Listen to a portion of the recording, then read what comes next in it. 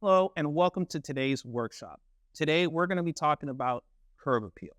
My name is Richard Corliss, and beside me is Robin Riegel. Let's get right into it. So, what exactly is curb appeal? Basically, curb appeal is how your home and property look from the street, right? And how it can be affected in the different areas of your house.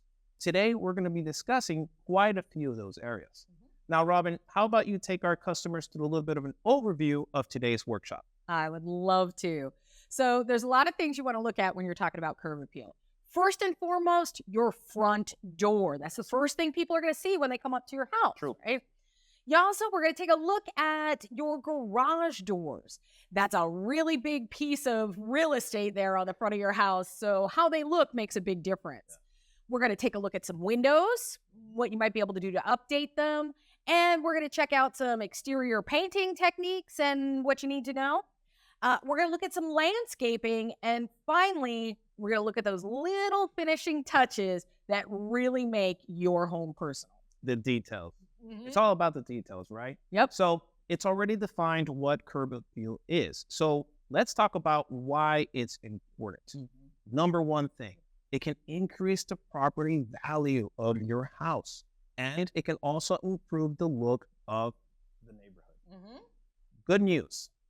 Curb appeal, it can be obtained from almost any budget, small or large.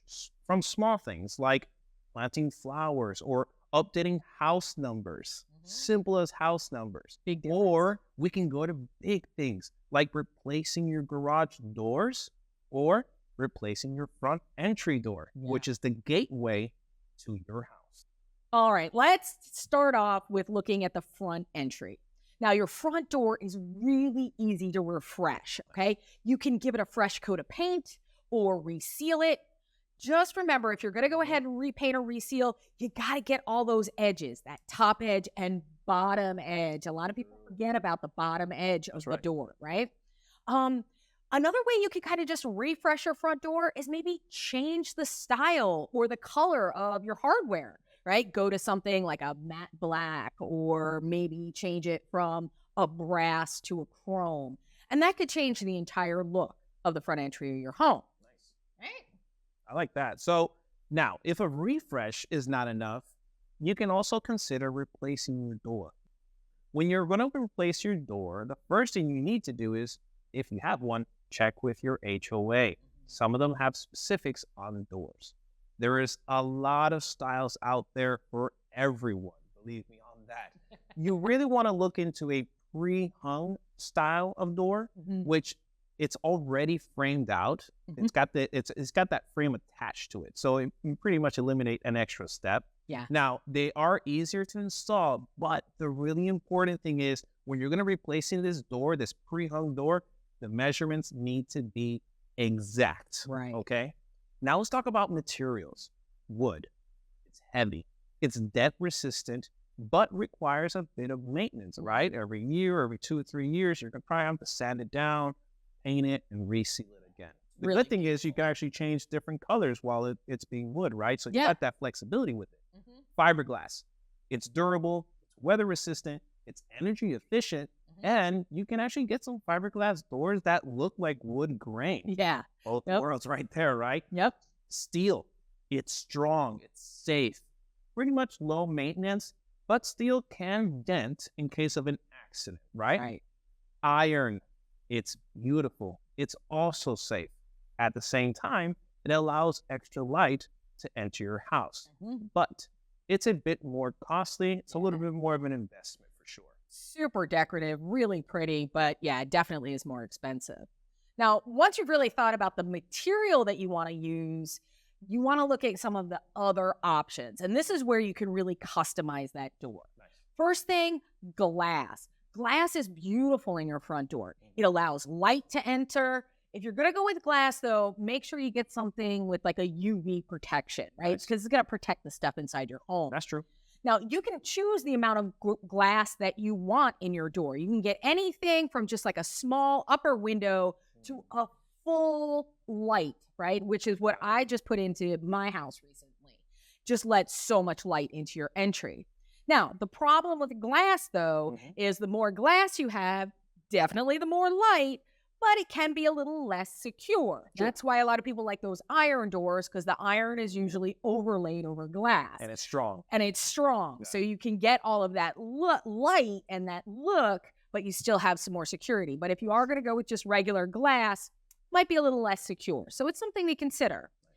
Now, the other thing you can consider are what they call side lights. And those are the lights on either side of your door. You can get one or two. But another thing that a lot of people consider, and this is something that I just did recently in my home, I had a regular standard entry door with two side lights. Okay. I actually replaced it with a double door. Took out the side lights altogether, and now I have a double doored entry with full lights in the door. So it lets a lot of light into the front of the house. Made a huge difference on the total look of the house. I like that. Now, with that glass as well, you can get different styles. So the style can match your house, whether it's like a colonial or a craftsman. You can get decorative glass that kind of, mimics the look of your house or ties into the look of your house. You can also get them frosted. Yes, you can get them frosted for a little more security. Decorative, beveling also obscures the view as well. Nice. So that's a great feature. I like that. Now, if you're still looking for some of that light, but you're not really comfortable of having all that glass in your door, you can look into a transom. And a transom is that light that goes above your door, right? The glass. So the glass, right? Yes. The glass that goes above your door. So that kind of lets in that extra light, Yes. but it's more secure because it's high and it's narrow. So it's not as easy to break or, gain access to the entrance of your home. It can also make that entrance look a lot bigger, like more grand looking, especially if you have the transom and the side lights. It makes your entrance look very, very grand and appealing. If you are going to go ahead and replace your door, just be aware, most of the time, your hardware is not included. The hardware is going to have to be purchased separately. So think about the style and the look that you want in that hardware. Tons of colors, tons of styles. Again, anything to fit the look of the front of the house. But this is also a great time to start thinking about a smart lock, right? Something that you can program, that you can open remotely. Or, you can even give individual people their own code. So I remember when I had kids, when my kids were younger, lose their keys all the time, right? When they had to come home, like when they were in middle school. If they have their own code that they can remember that's just theirs, makes it a lot easier from them getting in and out of the house. So you don't have to worry about them losing a key. Or if your house is a rental house. Yeah. You can change the numbers depending on your tenant, or if you have contractors coming in your house, you can also change for a temporary while the code, and after they're done, you can change the code again. You don't have to change your key. You just got to change the code. That's it. Right. But I love this whole glass situation because in my house currently, my front entry or like the hallway that goes towards the door, it's dark. There's no light. It's just the door. So I have to always have a light on or something like that. And I think that's going to come in the near future. Probably a transom or those side lights. I really like that idea. And I love the idea of putting that double door. Yeah. That just makes everything look a lot Huge difference. Now, one of the first and largest things people will see of your house are the garage doors. These can be replaced if they're old or if they're dated. But again, if you live in an HOA community, you have to get their approval first or see what is in their list of approved garage doors. Now, you can find a style and color that will complement your home. Let's talk about those styles a bit. You have your classic style. The classic style usually is the more least expensive design, and it looks like those smaller panels, right? Most garage doors have 3 to 4 slabs, but then they have a bunch of different panels, right? Like around 16, if it's 4 slabs, then that's your classic style of garage door. And these classic style garage doors can also have glass if you're interested in that, so you can get more natural light inside of your garage as well. Makes a big difference. Yeah. So you also have a carriage house style garage doors, right? These look like those barn style doors. They're really nice. I like those. Very aesthetic.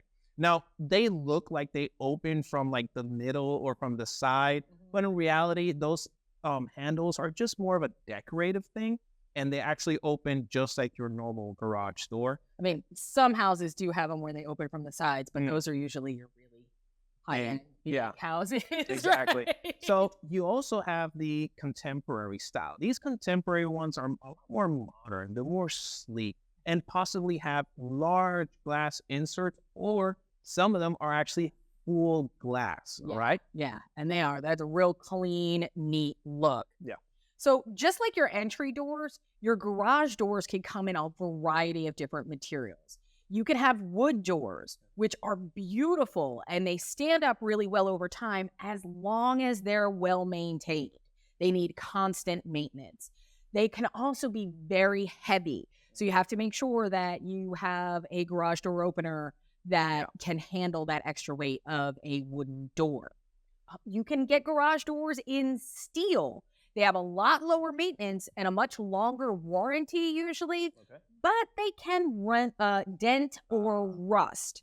So rusting could be a problem, especially if you live like in a coastal area, something like that, or you're hit with like a lot of rain and harsh weather. Steel may not be the best for you. Now, aluminum can be lightweight, but can also be costly depending on the frame, because a lot of times they'll have a heavier steel frame, and aluminum can dent as well. If you're looking for something that you don't have to worry about denting, right? Because, maybe you have kids that like to practice their soccer kicks against your garage door. All right. You may want to look for something like a vinyl. Vinyl is a little more flexible. It's easy to clean, super easy to maintain. But vinyl, actually, they don't have a great selection of color and styles. You're going to be a little bit limited. If you're looking for, a basic white in your basic classic style, vinyl very well may be the way to go. Okay. So vinyl might be the option, not so easily for painting it if you want to in the future. Yeah, it's a little tougher to paint Okay. vinyl. Got it. Okay. A really good option if you're looking for something flexible, lightweight, affordable, fiberglass. It's got a variety of options, can be made to look like other materials, can look like wood, right? They can have a grain almost printed into it. Nice. It comes in pretty much every color that you can imagine. And it's also something that you can paint down the line. The problem with vinyl or with fiberglass that you really want to look at is sometimes in very extremely cold climates, it might become a little bit brittle. And if you have a lighter color and it's in direct sunlight all the time, it may yellow over time. But like I said, the good news is you can paint it. Yeah. All right. So fiberglass is really a good option. Lots of styles, lots of colors, lots of variety, and relatively affordable. I'm sold. Yeah, I like fiberglass. All right. So those glass panels that Richard was talking about, very contemporary look. You've seen them a lot of times, like at restaurants, if they have the roll-up doors, or breweries, something along those lines. Very contemporary, but they can be really expensive to install. They're also really heavy as well, can be very heavy if they're true glass, tempered glass panels, right? True. And there's no insulation with those. So again, think about what you're looking, what look are you going for? What are you using your garage for?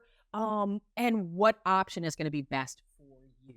I like that a lot. My garage door, when I first installed it, I looked at it, was a normal fiberglass door, and it just looked so normal. It was a simple 4-slab style garage door, and I said, I wanted to stand out. So I told the maker, I said, hey, can you install on the sides only, on each slab, pretty large rectangular shaped glass. Nice. And it really made it stand out compared to all the other garage doors in the community. Yeah. So, you can really customize a garage door for sure. So Robin mentions insulation. And speaking of insulation, there are benefits of insulating your garage door. The first one is it acts as a buffer to heat and cold between the elements of your home, right? It also allows your garage to be used as a living space or a working space, right? I like that. Yeah. So it also reduces the noise if the garage is used as a living space, or if you have a lot of traffic next to your house, Yeah. then that's going to reduce the noise as well.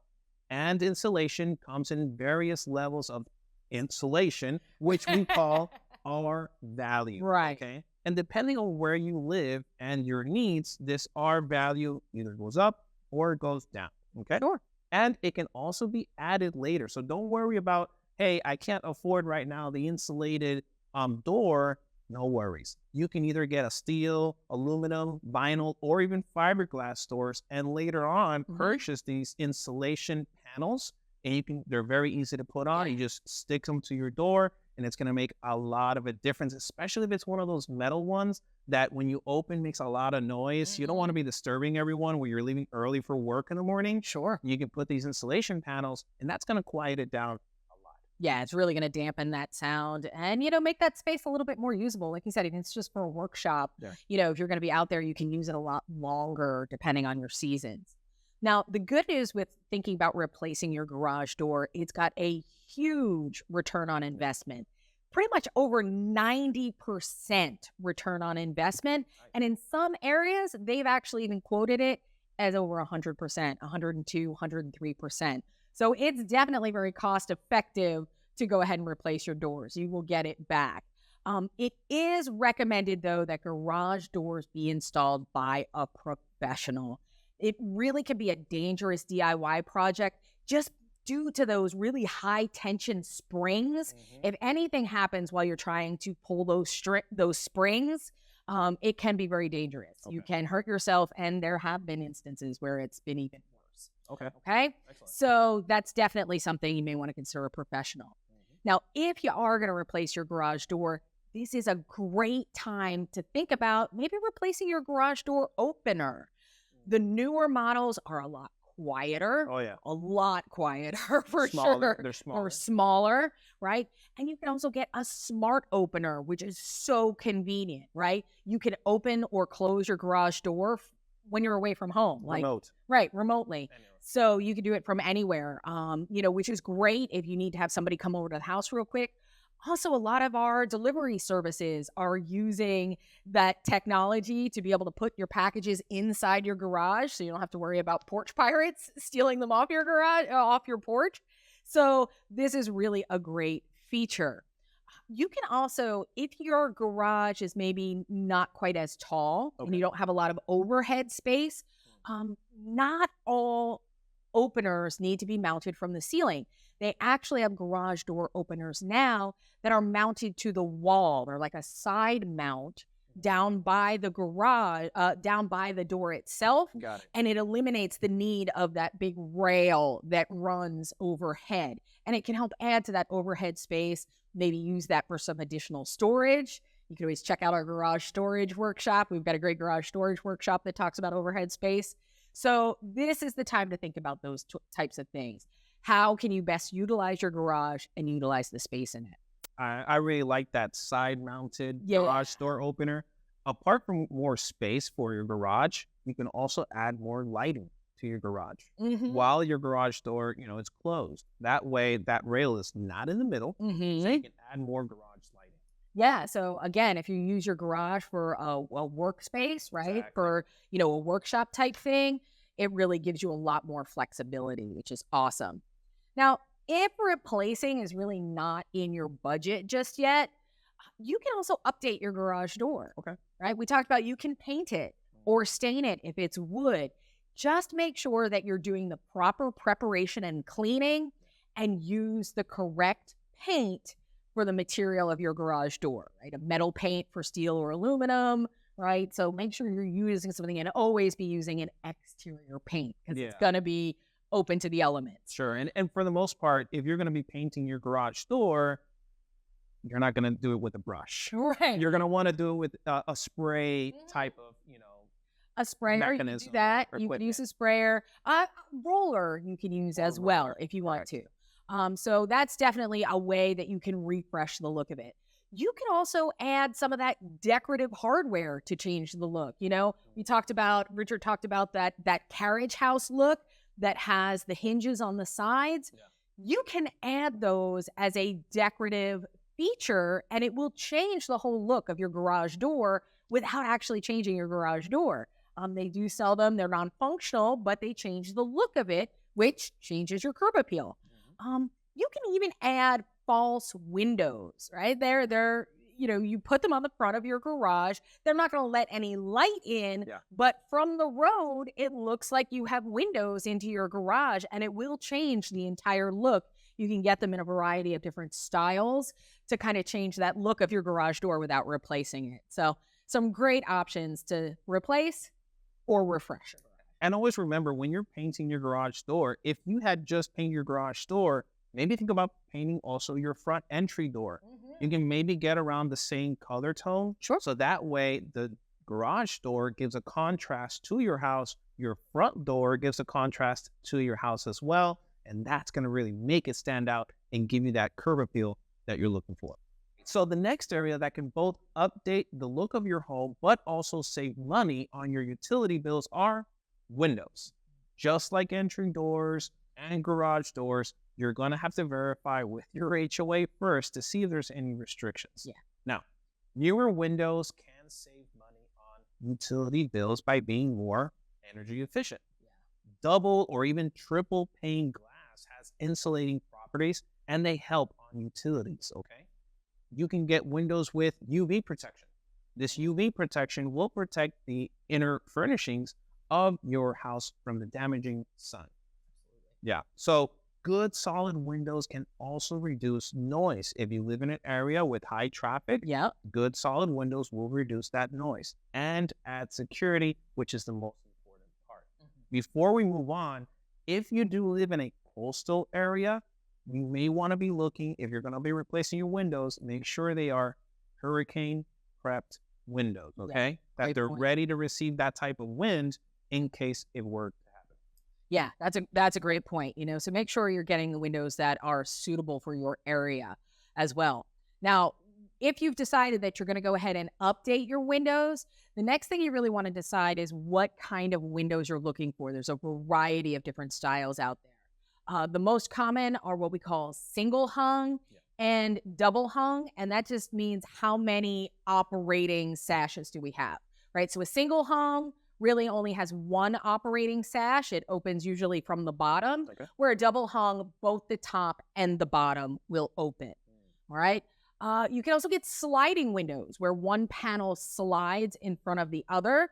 It really means that only half of your window opens at a time, very much like a single hung window with one sliding sash.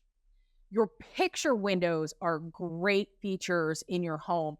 They give you that really amazing, large, unobstructed view. So if you have an area that's maybe overlooking a park or you have great scenery, you might want to have a picture window and kind of bring that outside inside. So if you have a nice view while you're washing your dishes, Right. This is a place where you want to put in a picture window. Yeah, it makes it a little bit easier. If you've got to stand there and wash your dishes, you may as well look at something pretty. Perfect. All right. You can get awning style windows, which are ones that really open from the bottom out. They kind of crank outward. And they're great for allowing that airflow, but also offering some protection from things like rain, because the rain won't come straight in. You kind of have that awning over it. Bay windows, kind of like your picture window, but it's even better because it usually protrudes or sticks out from your home and offers a more panoramic view, right? You get the sides as well as the front. And talking about curb appeal, this is where you can put your Christmas tree. Right? Everyone can see it from the outside. Right? So if you do have a tree, it also usually offers a great display area. So, maybe for things like a holiday village or for family photos or any kind of collection that you may have, really nice pictures and things like that. This is a great way to display it in a bay window. Casement windows, those are the ones that kind of crank out. They have that little bit of crank that opens them. They open sideways as opposed to the awning that opens up. All right. So casement windows are another style. Those are usually a little more contemporary, a little cleaner, a little sleeker. Okay. So, again, think about that when you're thinking about the type of window that you want. And finally, we're going to talk about like those shaped windows, things like trapezoid windows or octagonal windows. They really can offer a tailored look specific to your home because it's using all of those little nooks and crannies and shapes that go along with the outside of your home. But they can be custom and a lot of times are a lot more expensive. So do keep that in mind as well. Super. Amazing information. Lots and lots of choices. You picked your style. Now we need to review the materials for the frames, okay? You have your wooden frames. They're classic. But like all wood, it needs maintenance. So you got to take that in mind and can be prone to rot or weathering. You have aluminum frames. These are very popular right now, but they do conduct heat and cold. So if it's really hot outside, you're going to feel it on the frames. If it's cold, same thing as well. You also have vinyl, which is the most durable. It's with least maintenance and it's water resistant. Now, be aware that replacement windows, okay? The replacement windows will be a little bit smaller than your brand new construction windows. Because remember, the replacement window, they don't have to remove the existing siding and the trim to be able to install them. So they are a little bit smaller. And a very important point to that is measurement is key with windows. When you're going to replace them, take the measurement, take it again, and take it one more time just for insurance, okay? Absolutely. Yeah. And we also have professionals that can do that for you. You can go ahead and visit one of our Home Depot stores and we can get you the right contractor to go to your house, give you a quote, and do the job for you. Now, if you can't afford to replace the window right now, you can update by painting the frames as well, okay? Just remember that when you're going to paint this, it's super important that the prep work is done correctly. These are exposed to the elements. The better or more time you take on prep work, the better the results and the longer it's going to last. Sure. That's with any paint job, you know, it's prep is so important to that. And as far as replacement windows goes, like Richard said, they are going to be a little bit smaller. I just had the windows done in my house not too long ago.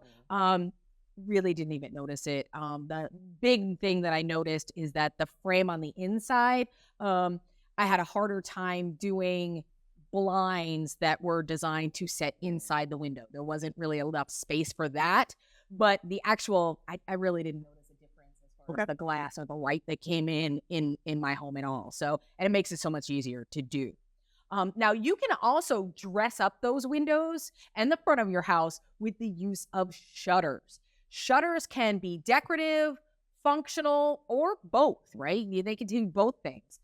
Like everything else we've talked about, shutters come in a variety of styles and materials. You can have louvered shutters, you can have board and batten shutters, you can have paneled shutters, all of these different types.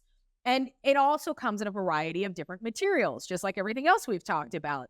And every material has its advantages. Wood, really durable, beautiful look, but again, needs that maintenance. They have to be sanded and sealed or painted on a regular basis.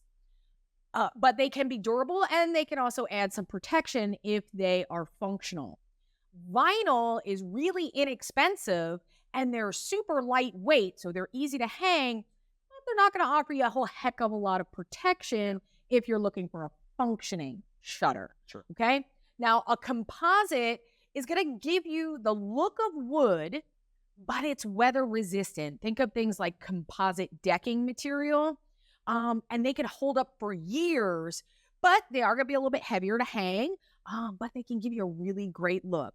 They can be both safe, functional, and durable. But of course, that's going to cost a little bit more. But shutters can really finish off the front of your home. And if you are thinking about functional, again, like Richard had mentioned, coastal areas, think about hurricane glass. Think about things like hurricane shutters. Those can be made out of metal, rolled over your windows in case of severe weather. So think about things like that. Just choose the appropriate style to complement your home. So nothing freshens up your home like a fresh coat of paint. Whether you keep the same color or you change it completely, here are some things to consider. Always, always go for the best exterior paint you can afford. The color is going to be better and it's going to stay a lot longer on your house. It also resists the chalking effect, which is basically that white powdery substance that develops over time. You've probably seen this. And it gives you better coverage. If you go with a more inexpensive paint, you might end up using even more paint because it doesn't cover. You have to give one or two, three coats. With a more expensive or better quality paint, you might go with just one coat and you can get the job done. All right. Now, when you're going to go paint, go check the paint requirements. Some of these paints, they usually need to be painted around in the temperatures of 50 degrees to 80 degrees Fahrenheit, and also check the weather. If it's going to be raining for at least a couple of days, this is not the time to go ahead and paint. You're going to wait until you get a nice sunny day, at least 1 or 2 sunny days, so you can dry that house, right? And then go ahead and paint. These are just little requirements that you should think about when you're going to paint the exterior of your house. Yeah, because here's the thing, like we were talking about that durability factor, right? And that lasting factor. If you're painting it outside of those ranges, or if it rains too quickly after you paint, your paint will be fine, but it may not last as long. So, you want to make sure you're giving it the best opportunity, the best chance to cure properly, dry properly, right? So it's really important to look at all of that.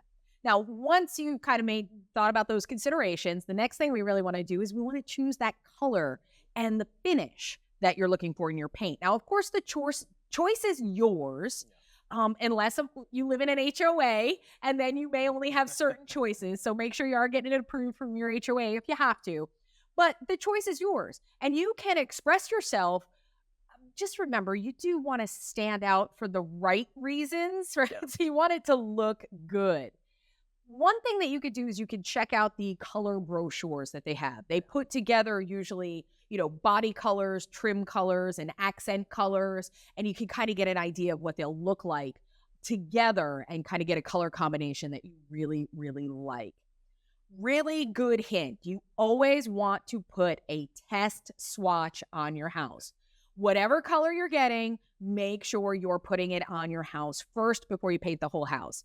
We just did this. We painted our house last year, and I picked out some colors that I loved. I picked out 3 colors that I absolutely loved.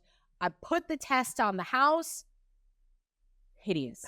They were absolutely horrible on the house. And think about your trim as well. Put a trim swatch next to it as well. You want to check it not only on your house, but look at it different times during the day. That makes sense. Right? Look at it in different lights. What's it going to look like in shadow versus bright light? True. You definitely want to do that. It makes a huge difference. I actually wound up having to test 6 different colors of paint to find the paint that I finally enjoy. It is a big investment. It is. So it's worth taking your time, get various, if you can, of these testers, and get the best one for you. Absolutely. And really just think about how it's going to look. That's a lot of space covering your whole house. So, although that color might look really good on one of those little, 2-inch by 2-inch test swatches, once you put it up on a section of your home, it looks a little bit different. All right.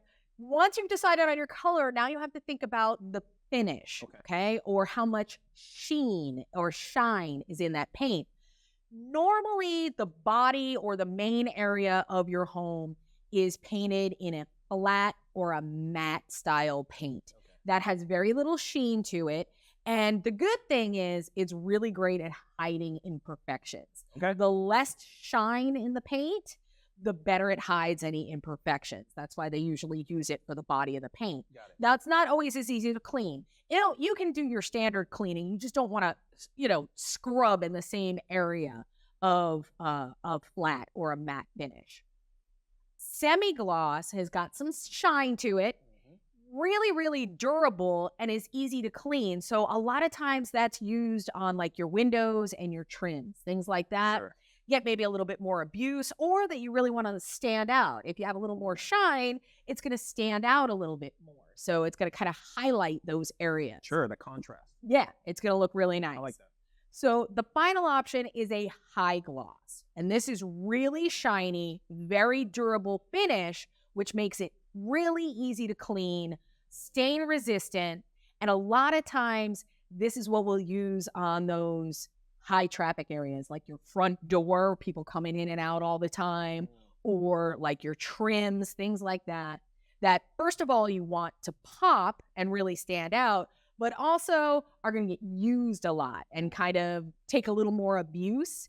So a really high gloss works really nice in those areas. That's what I do in my case. For the door frames, I especially go with the gloss paint because you tend to touch a lot of the door frames when you're coming into the house all the time. You do notice your door frames get a little bit darker than other areas. Yep. If you paint it with a high gloss paint, you can probably use a wet rag and just wipe it off. Yeah. If it's a matte paint, it's probably going to stay there and you're probably going to have to repaint it to get it out. Yeah, that's the thing. The less sheen or the less shine in your paint, the less stain resistant it is, right? The higher shine is going to be far more stain resistant. So definitely think about that in the areas of your home. And not only can it highlight it, can also be a lot easier to keep clean. Perfect. Now, painting your home. This can be a DIY job, but at the same time, it can be done by a professional as well. The most important part here is use the right tools, okay? The sprayer, normally you're going to be using the sprayer for the body of the house, right? Because it's the largest part of your house. These can be rented at our Home Depot stores. Now, also, think about the protection of the surrounding areas around your house where you're going to be painting. When you're spraying, you get a lot of overspray. Yeah. You don't notice it until days later. You see everything's painted or covered in paint. Like, what happened here? Take your time. Put down some prep work. It's going to be easier to clean later when you're done painting. Now, always remember, you want to prep your house by cleaning the house well. And the most important part, let it dry. So if you're going to clean your house, probably that same day, you are not going to paint. Clean it. Let it dry for a good 24 hours. Then you can go ahead and start painting. Yeah. Usually painting is easily a 2 to 3 day project, right? A day to clean and prep, let it dry, a day, maybe 2 to paint, and then maybe a day for trim and accessories and final cleanup. So it does take a while to paint a house. And the reason why we tell this so much is because you want the best results. Can you do this all in one day? Sure. But I can almost guarantee you, you're not going to get the results you are looking for. And of course, you've already spent the money. So these are really important parts to think about. Now, when you have specialty items like masonry, stucco, concrete, vinyl, or metal, these use specific type of paints. You can't just use one type of paint for every material you have in your house. So verify, make a plan first. See everything you're going to paint. What type of material is this? This is the paint I'm going to use for that. What type of material is that? That's the paint I'm going to use for that, okay? Plan it out. Make it as organized as you can. Talking about different types of paint, let's talk about oil versus water-based paint. Yeah. Okay, so oil paint is, it's hard. It's hard. It's very durable paint, right? We all know this. It is more difficult to clean up on tools. Yes. Take into consideration that, and it also gives off a bit more of a odor. Yes. Okay. Now, and if it's not properly sealed, oil-based paint will crack. So we're seeing the differences here, right? Now let's talk about water-based paint. These have come a long way. They're a lot more durable nowadays. They're a lot easier to clean up as well, and they have low VOCs, which equals to less odor, okay? Right. And they're better for expansion and contraction for the elements, right? Depending on where you live. If you have a steady temperature throughout the year, you're good to go. But if it fluctuates throughout the year, you're probably going to want to look into more water-based paints, okay? Now, to maintain a new paint job, it's important that on a yearly basis, you clean the exterior of your house. Get rid of the dirt, get rid of the leaves. At least once a year, this will help it maintain that paint. And if you do grow mold or fungus on the sides of the house, which usually happens where there's more shadows in the house during the day, this is where you're going to get more of that effect. be sure to clean that also on an annual basis so you maintain this big investment that you just did. Now, you're probably asking, how long is it going to last? Right? Just like we said, if you go for better quality, you're going to get more out of it, right? Paint can last anywhere from 5 to 10 years, but it's very dependent on the climate, on the siding material, and like we said, on the paint quality that was used. All right. So now you've changed the look of the front of your house by painting it, and that's going to certainly add to your curb appeal. Yep. But another great way that you can add to your curb appeal is through landscaping. It can add beauty and interest to the front of your home. Before you start digging up garden beds or planting trees and bushes, you want to make sure that you get that utility survey first. Know where your electrical lines are, your plumbing lines, your cable. You don't want to dig into any of that and potentially, destroy those utilities going into your house. So be cautious of that. All right. Now, there's some things you want to consider when you're thinking about your landscaping. First of all, think about your plants. Okay. There's two main types. You have your annuals, and those are the ones that need to be planted every single year. Now, the good thing with those annuals, they usually add a lot of color. So if you're looking for a lot of color, you might want to think about your annuals, but they will need to be replanted every year. Your perennials are going to come back year after year, but they might have a dormant season where they're maybe not as pretty, right? So think about that. You want to consider what size those plants are going to be when they're grown. You might plant a perennial when it's really, really tiny and it looks nice and cute, and 3 years down the line, it's taken over the front of your house and you can't see anything anymore, right? So make sure you're thinking about it in its full-grown size. So you also have to think about maintenance. Some plants are going to require more maintenance than others, right? Yeah. If you want to maintain them a certain size, that means the maintenance needs to be up to date all the time. So take that into consideration as well. Yeah. So what are you looking for? A little more maintenance-free? Correct. Or something that you want to have to trim and prune back on a regular basis? That's a consideration. Now, when you're going to plant trees, the one thing that's really important when you're planting trees is thinking about how big they're going to be. Trees get a lot bigger than our shrubs and our plants, right? And you want to make sure the roots from a tree can really cause some damage. Smaller trees, you want to make sure they're at least 15 feet away from your house. Got it. Larger adult mature trees like an oak or something like that, you want to make sure that's probably 30 to 50 feet away from your house. Those tree roots can cause damage to your foundation if they're too close. They can warp your driveways and your walkways and really make it unsafe in those areas. Yes. Those roots can even get into your plumbing if they're too close to your plumbing system and your main drain system. Okay. Cause a lot of damage. So really be cautious of where those roots are going to be and how big that tree is going to get in the long run. Sure. Also, trees. You got to remember, the tree, when you first plant it, it doesn't create a lot of shade. But throughout the years, it's going to create more and more shade. And what's affected by that shade is your grass. So things to consider as well. Absolutely. And any plants, other plants that you may have. If it gets big enough and starts covering another planting area, it may no longer, it'll shade that area. You may not have the sun you need for the plants that you need, right? Now, if those, branches are overhanging your roof, when it's fully grown, that's a great pathway for little critters and insects to get into your roof and find their way into your home. Your gutters, things like that. Yep. Those leaves will find a way into your gutter as well. So it's going to mean more maintenance on your gutters. All things to consider. Yep. The other thing you can really do when you're landscaping is mulch. Mulch is not only decorative because you can get it in a variety of colors, but it's also functional. It keeps those roots cool and moist, all right? So it's going to help those plants grow. Materials to consider when you're looking at a mulch. The most common is probably the wood-based mulches, right? True. Pine bark mulch or things like that. Those are great because they're biodegradable. They add nourishment back to your soil. They come in a variety of colors, but those colors will fade as they get older. And since they are biodegradable, they're going to break down and you're going to have to replace them. So this is something that you're going to have to replenish maybe every year, every couple of years, depending on where you're living.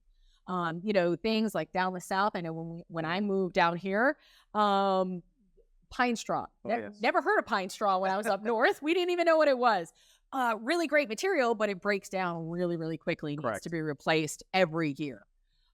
Rubber mulch. I love rubber mulch. Okay. It holds onto its color, which is fantastic. And it's made out of recycled materials. It's made out of actually recycled tires. So it's super durable, holds on to its color, keeps moisture in the ground. It is a little more expensive to buy initially, but you don't have to replenish it. Exactly. So, pay up front, pay later by replenishing it. It's up to you.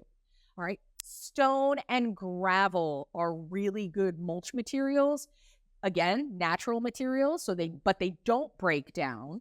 So you don't have to really replace them very often. They hold on to their color because it's natural colors.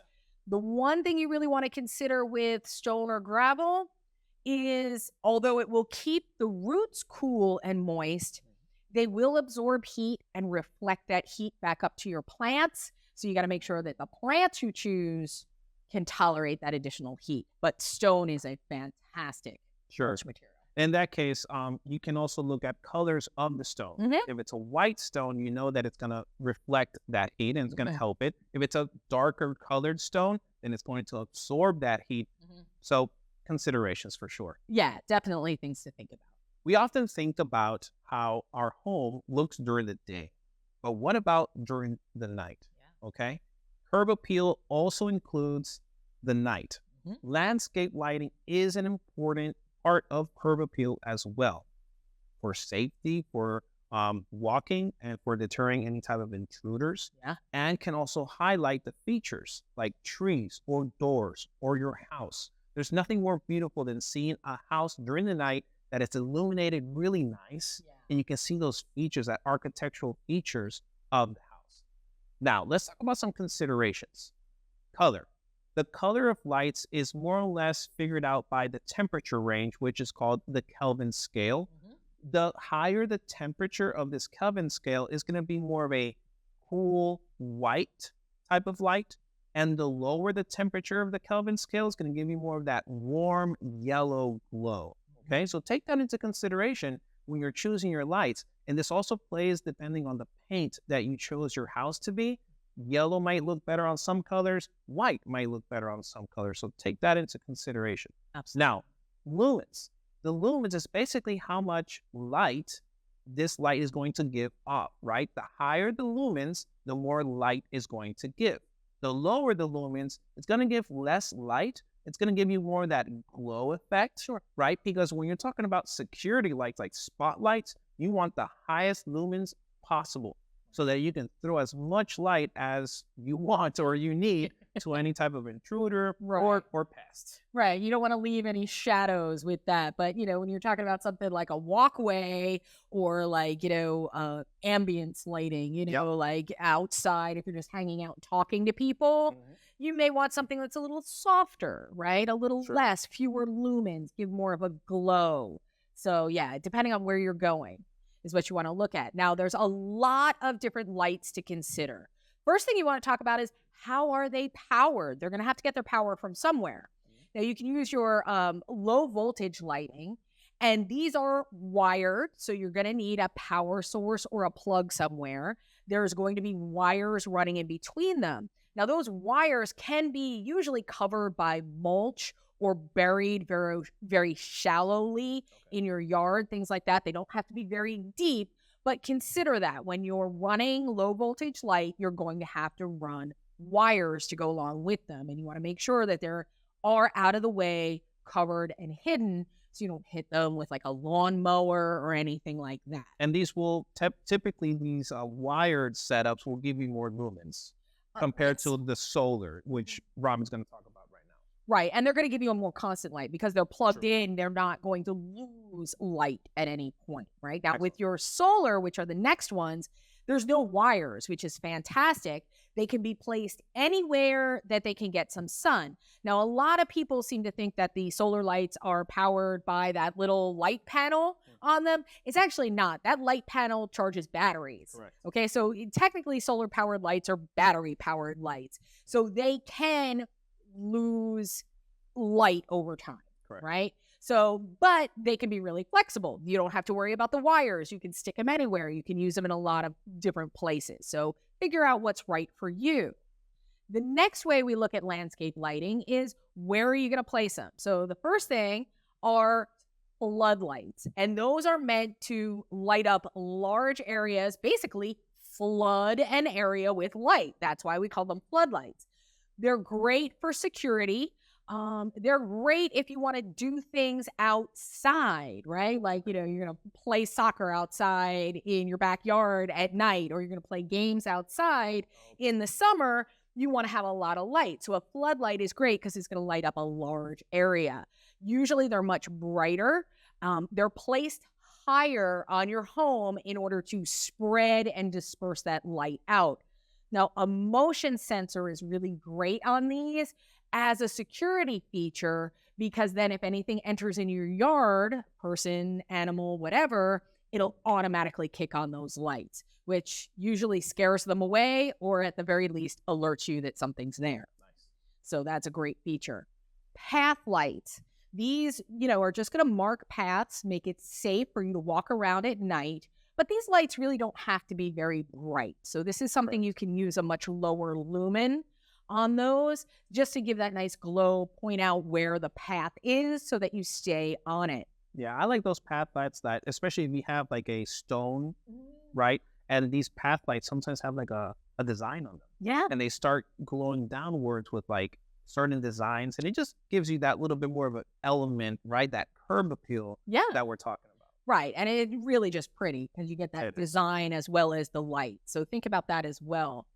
You can also get spotlights. Now, these are meant to be a little bit brighter, but they're used to highlight a feature. Like you said, either an architectural feature, or maybe you have a really unique tree. And if you do what we call an uplight, that it lights it from underneath, and again, it casts those shadows or designs. Maybe you have a water feature. You want to highlight it at night. That's what you would use a spotlight for. It just kind of highlights different areas. And then finally, you have your standard decorative lighting, things like string lights or a post light out front. Yeah. These are really just for ambiance, to be decorative, and just kind of add to the overall atmosphere. I like those spotlights. When you're considering spotlights, look for these that are called RGB, okay? Or they're LED style lights. RGB means that they're able to change color. Oh, yeah. Sometimes they're permanent at a certain color, but sometimes they bring a controller.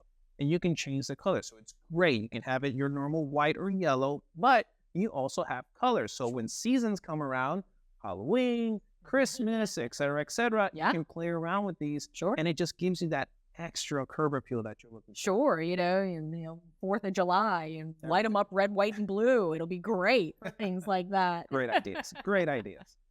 So the last thing we want to talk about are those finishing touches, right? The details that make the difference. For instance, the mailbox. You can choose a smaller sized mailbox or a larger sized mailbox.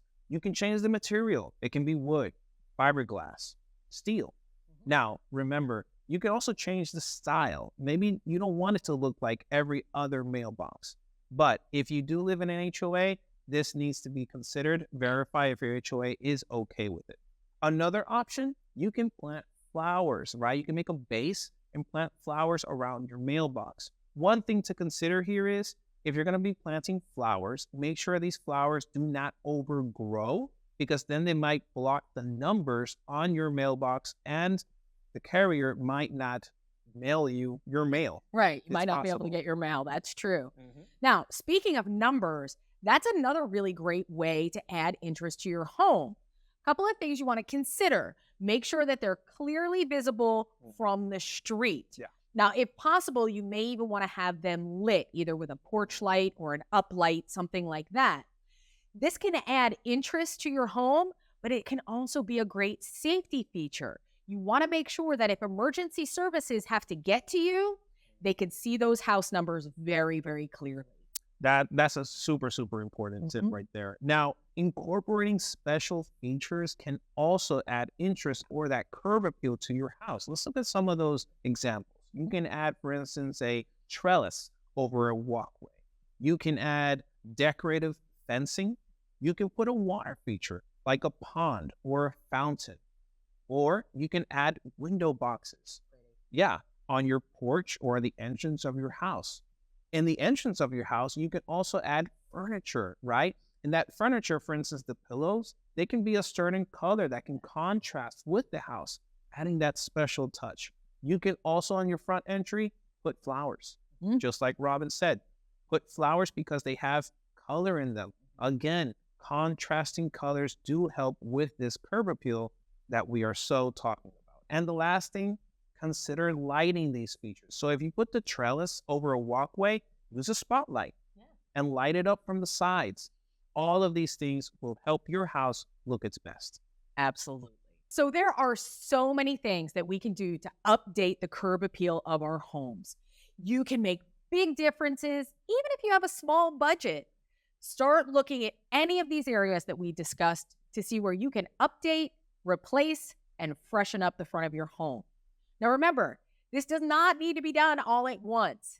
And even a good cleanup and hose off can make a really big difference. Awesome, Robin. And this has been a great workshop. And first of all, I just want to say thank you for joining our workshop today. If you do have any other questions, please email us at workshopslive@homedepot.com. And also check out our other workshops that we have available for you. From my part and from Robin's part and for the whole Workshops Live team, thank you for joining us today. Thank you, everybody.